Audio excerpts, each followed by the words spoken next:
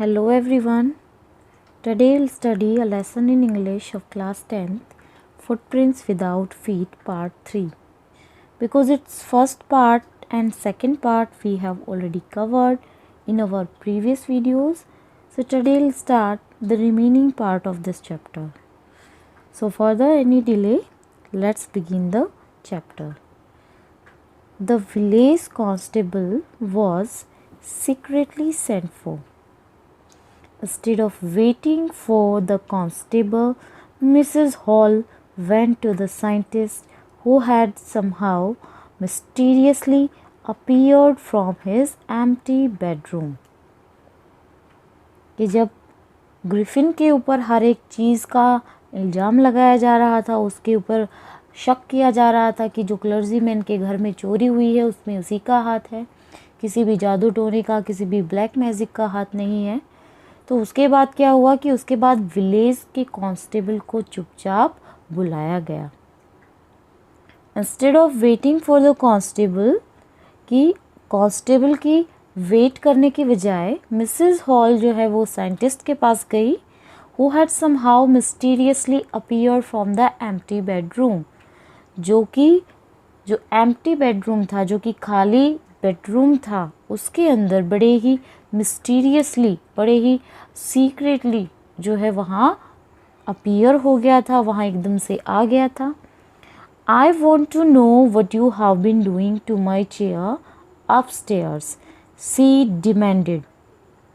कि यहाँ पे मिसेस हॉल जो है वो उससे डिमांड कर रही है, अपना आंसर ले रही है, कि वो कहती है कि मैं जानना चाहती हूँ कि तुम ऊपर अपस्टेयर्स पर मेरी चेयर के साथ क्या क्या करते रहते हो। And I want to know how it is you came out of an empty room and how you entered a locked room.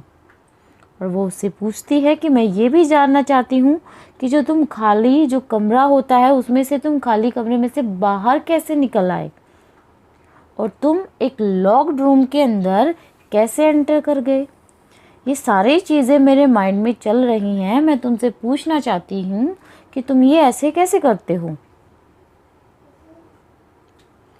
The scientist was always quick tempered means short tempered, बहुत जल्दी ही गुस्सा हो जाने वाला। And now he became furious mean in anger, कि जो ये scientist था ये उसे बहुत ही जल्दी गुस्सा आ जाता था, ये बहुत ही जल्दी गुस्सा करने वाला था। So now he became furious, और अब तो ये और भी ज़्यादा गुस्से में हो गया। यू डोंट अंडरस्टैंड हु और what I am, he shouted. Griffin चिल्लाते हुए बोला कि तुम नहीं समझ सकती, तुम नहीं जानती हो कि मैं कौन हूँ और मैं क्या हूँ।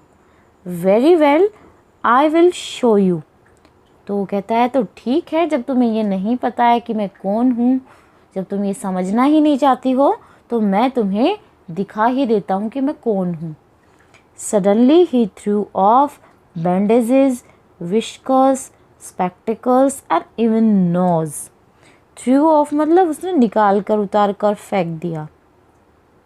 कि जल्दी ही उसने क्या किया कि सडनली, अचानक से वो क्या करने लगा कि जो भी उसकी बैंडेजेस थे, जो उसकी विस्कर्स थी, दाढ़ी मूछें जो उसने लगा रखी थी, स्पेक्टिकल्स जो उसने पहन रखे थे, इवन उसकी जो फॉल्स नोज़ थी, जो उसकी जो नकली नाक थी, वो सारी चीज़ें उसने अपने चेहरे से उतार कर फेंक दी।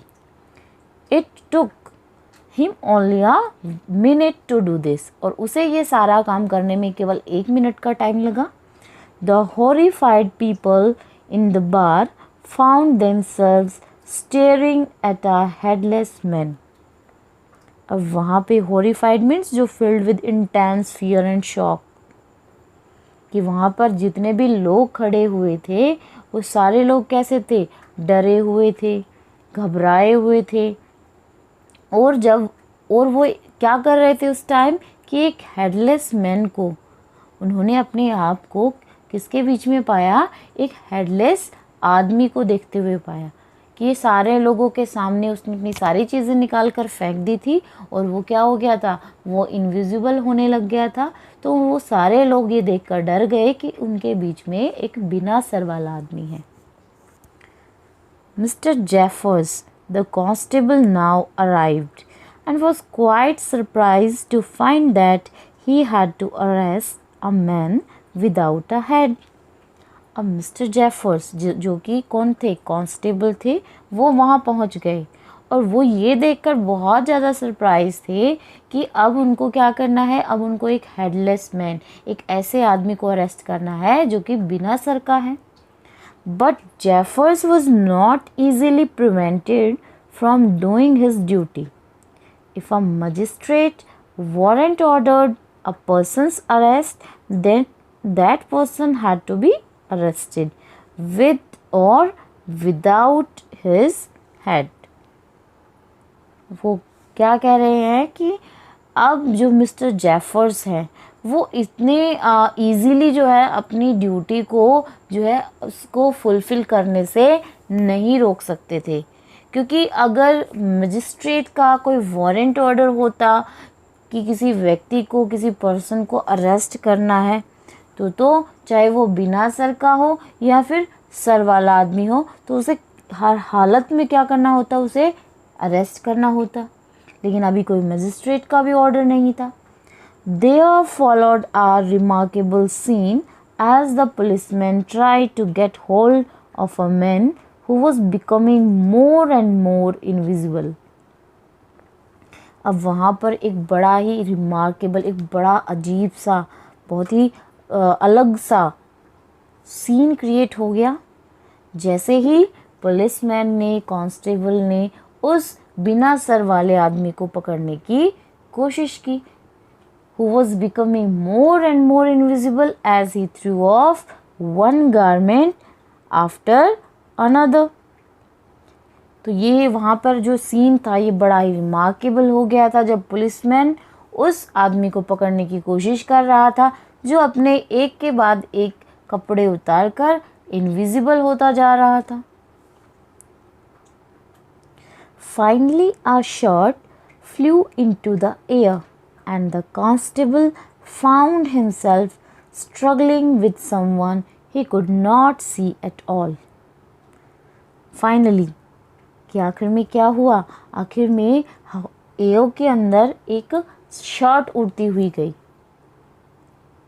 और जो कांस्टेबल था उसने अपने आप को किसके बीच में पाया, उसने अपने आप को एक ऐसे आदमी के साथ स्ट्रगल करते हुए पाया जिसे वो बिल्कुल देख नहीं सकता था। Some people tried to help him but found themselves hit by blows that seemed to come from nowhere. कुछ लोगों ने उस कांस्टेबल की मदद करने की कोशिश की, लेकिन उन्हें भी यहाँ वहाँ से हर जगह से घूंसे पड़ते हुए दिख रहे थे कि जब भी वो उस कांस्टेबल की मदद करने के लिए आगे आते तो उनके ऊपर भी ग्रिफिन क्या करता, घूंसे मारना शुरू कर देता। In the end, Jeffers was knocked unconscious as he made a last attempt to hold on to the unseen scientist. अब यहाँ पे knocked का मतलब क्या है, hit और struck, अटैक करना। unconscious means fainted.